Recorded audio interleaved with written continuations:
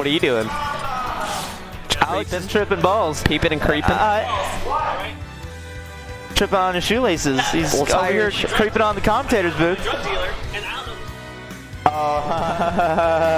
Everyone laugh at Alex is funny. You probably couldn't even hear you. Actually, you can hear you. Bye, Alex. We gotta commentate. All right, we gotta commentate the scrams, Alex. We're seeing N pick Ryu. Alright. Going back to the Smash 4 days and playing Ryu in that game. He hasn't played near as much Ryu in Ultimate, but it just might be the winning key for this matchup. He needs those stronger hits as opposed to those more, you know. We're gonna have to see N swap the fly this time with. Oh yeah, especially like that. I mean, I think he was a little bit. He was like, all right, I want to get more damage off of my strings, rather than like just get long strings. Yeah, he didn't want the longer strings. He wanted the beefier strings. He really wanted some meat. Oh, that's gonna vary, but that's not gonna kill. It's not gonna kill. It better not. I would be really upset. I'd be like, wait, people slept on this character for this long and they killed him anyway? Okay, oh, that's just gonna be down tilt in the heavy Shoryu. All right. And this is already looking better for N. I mean, for sure. Woo. And let's see if N can get this reset. If N keeping him out.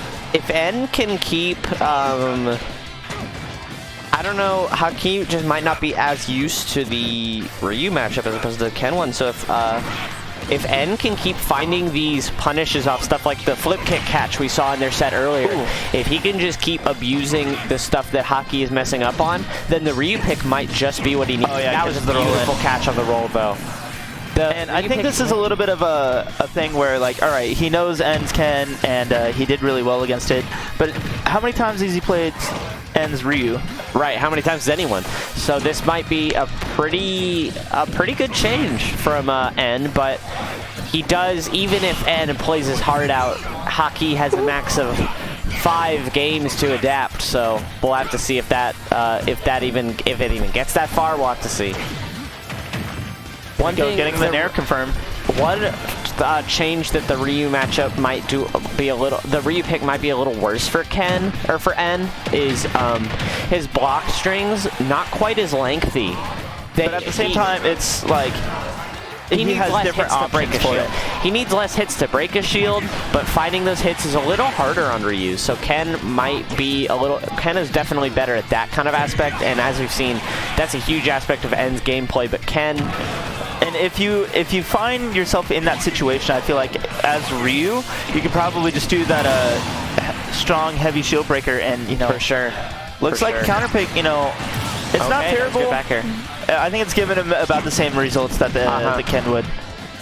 But if when we get to the counter pick stage next game from either player, we might see if this counter pick is going to work for better, going to work for worse. We'll have to find out. I think he was baiting out a roll there, just a little bit. Ooh. That up smash is a really strong, or a really big vertical or horizontal hitbox. It's really good at catching to the sides, which is a little unexpected. Fireballs. Gentlemen, sending him off stage. Here we go. Zaire boxing him out just a little bit. He is at a pretty good percent and just about a kill percent right now to a confirm. That might do it, yeah. Oh, yeah, that ledge. That's just going to do it. Doesn't even need to confirm. Just up out of shield. And that looks pretty convincing. Just towards the end, a light one stock. Good stuff to Hakii game 1. We're going to have to see where N goes for the counter pick. He's going to go to Town. I know McB loves this stage. He loves it. So we're going to have to see if this pays off. Oh, no. He's going back to Ken. Okay. Yeah, he's like, you know what? The Ryu really didn't do me any favors. I'm just going to go back to the tried and true Ken Masters. He might want to dig it back up if if this doesn't go quite as well, he might, but honestly, he's way more comfortable with Ken. I feel like he's just if he's gonna make some moves here, he might just have to stick and stay.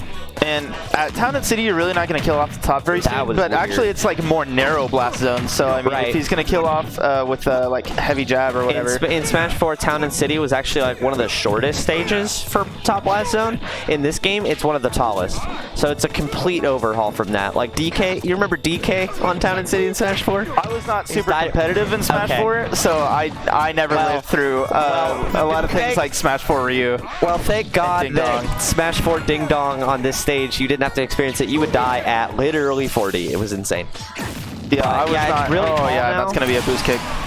Boost kick, gonna take it. I think boost kick kills a little more off the side in this game as opposed to the top, so this might not be too bad. Well, boost kick only killed off the top is because ZSS had to confirm the top blast zone. That's a great point. I'm not sure how much they changed the actual knockback angle of that move. Here we go. This is still a lot more commanding. Yeah, it's going to look a lot more commanding from Hakii, so we might see a switch back to Ryu potentially. Oh, yeah. I mean, he was kind of forced to go that low. Dipping so low. Hakii was pressuring him so hard. And looking a little lost. You know, Hakii's just out-neutraling him with that squirrely character of ZSS. He might be back in the, he might be back in a Ryu mindset. He's playing this Ken a little differently than he played these last few sets, so he might just need to switch back to Ryu, or he's gonna need to switch back to that Ken mindset and start exploding some stocks. I think he's really playing differently because that was a good confirm. Hakii's been adapting to him really well. So that's a great if you mix up how you play, then you're gonna like catch your opponent up with like something you really haven't done. Yeah, this is not to discredit Hakii. Hakii is an absolute, he's a really, really smart player.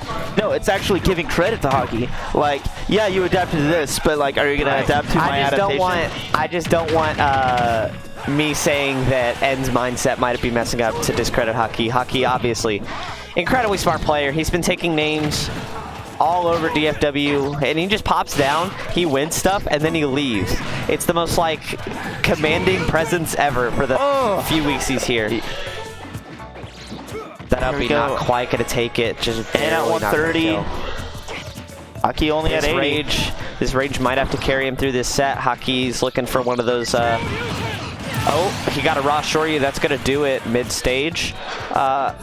Ken down but not out. Definitely not. Definitely not going to lose quite yet. Can't quite focus through forward air. It's a double hit move. Good focus dash out. Yeah. Not rolling in. Mixing up the ledge option. And might bring this back. Oh, that whip's gonna kill. That whip kills now. Oh, yikes. I really want to see N take a game. I think he can do it, for sure. I think he could, like, win the set. But, like, it's going to be really hard. This is going to have to be the biggest HMO curse that's ever happened. Yeah, like... Oh, it's definitely going to be bad. But you know what? Stranger things have happened. Stranger things have happened. We're going to have to see how this goes. A stranger will it be? Are you coming to sticking with the Ken. I feel like he's just going to really need to start getting those stocks as early as possible. Yeah, he's really got to do a better job of finding his kill confirms.